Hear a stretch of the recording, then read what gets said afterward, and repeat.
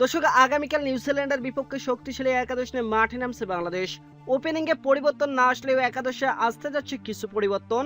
সেক্ষেত্রে 4 ওপেনার নিয়ে মাঠে নামতে যাচ্ছে টাইগার বাহিনী। দর্শক, বোলিংয়ে মিরাজের সঙ্গে প্রস্তুত হচ্ছেন নাহিদ রানা।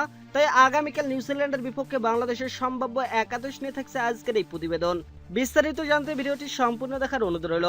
দর্শক, নিউজিল্যান্ডের বিপক্ষে আসন্ন ম্যাচকে সামনে রেখে শক্তিশালী একাদশ সাজাতে যাচ্ছে টিম টাইগার্স। ঘরে মাঠে আত্মবিশ্বাসী টাইগার ভারসাম্যপূর্ণ দল নিয়ে প্রথম ওয়ানডেতে মাঠে নামতে চায় তারা।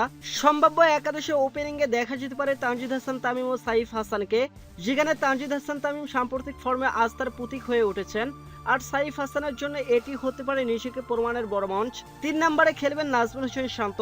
দর্শক, বোলিংয়ের মূল ভরসা হিসেবে দায়িত্ব পালন করবেন এই ব্যাটার।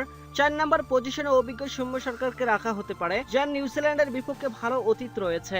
5 নম্বরে থাকবেন তৌহিদ হৃদয়, যিনি মিডল অর্ডারে স্থিতি ধরে রেখে ইনিংস এগিয়ে নিতে গুরুত্বপূর্ণ ভূমিকা রাখবেন।